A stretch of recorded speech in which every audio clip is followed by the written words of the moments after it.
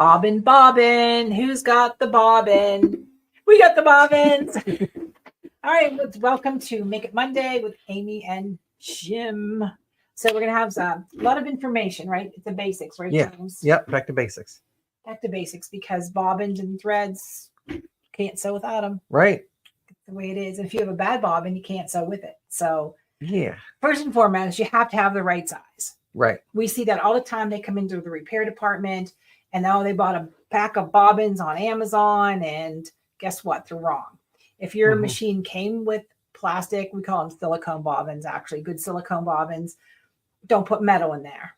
If your machine runs on metal bobbins, don't put the silicone bobbins in there, because it's not what they're supposed to be. Yes. And the size is important. If you need they call them 7/16. Yeah. I call them a 1/2 inch. And then there's 3/8 inch bobbins. Make sure it's the right size. Because that makes a difference with the stitch quality, right? Absolutely, because that bobbin bounces around that bobbin basket, and then it causes like shredding and fraying and breaking.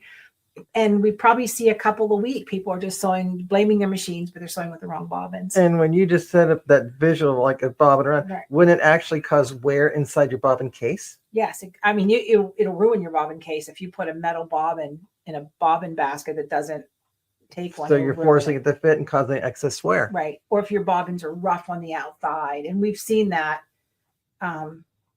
mostly in embroidery bobbins, bulk from Amazon, where the bobbin itself has rough edges. You need to feel around it to make sure that it's perfectly smooth, because that'll cause some scoring as well. So there's probably a reason why they're so inexpensive, is that they're not the high quality that your machine needs. Just like anything else, right? So if you purchase, these are pre-wound bobbins from Wonderfill, and we love these bobbins. We sell them for our brother, our Janome. Bernina is a whole different discussion, by the way. There is no pre-wound bobbins for your Bernina. Just different bobbin threads. And there's a reason for that. Those hooks in those Bernina machines are actually hand done. So they are handmade to the most incredible precision on the planet. So that's why, not the Burnett's, but the high-end Berninas don't have pre-wound bobbins, because this is a Bernina bobbin here, right? And so it's very specific.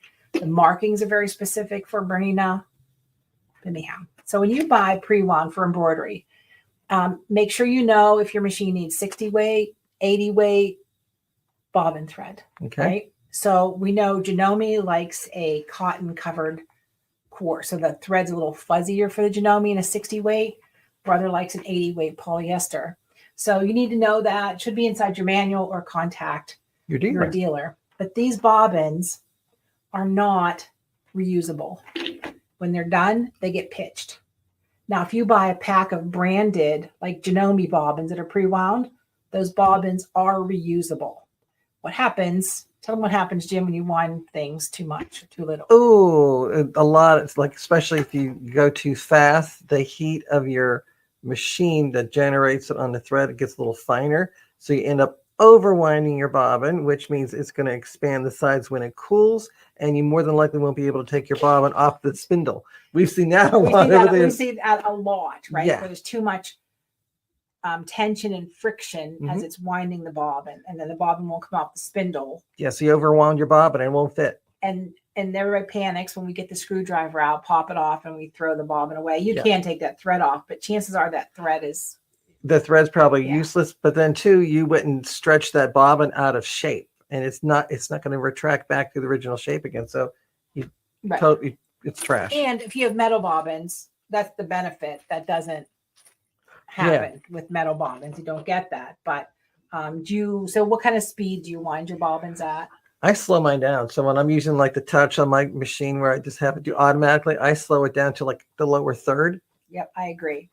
When you wind them super fast, the higher amount of speed, stretch, friction, it all adds up. And then it doesn't go even, right? Yeah. You want that bobbin to flow up and down as it's filling and not be high on one side or another. I do have customers who do pre-wind their bobbins, which is great because we sell the bobbin thread for Brother, Janome, Bernina. That's all different weights. The OESD bobbin thread is really nice. And do you save any money? Not necessarily. With Bernina, you're almost forced to wind your own bobbins. but you cannot fill a bobbin as perfect as it is filled from the factory, right? So that's kind of the way it is. So, any other tips for bobbins, James? Slow it down. Make sure it's spooling off nice and even. Your master spool shouldn't be doing this. Yeah, because bouncing around. That extra vibration is going to put erratic tension on your thread. Right. And you'll get highs and low spots in your bobbin where it's wound tight, not wound tight, wound tight, not wound tight. And that all comes off of delivery. Not so much for sewing, especially a straight stitch. You could get away with that.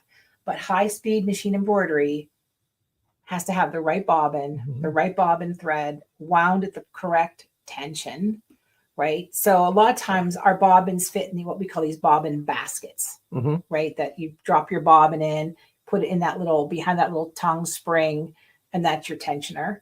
And then some have a front-loading bobbin where the bobbin goes in this way, and then,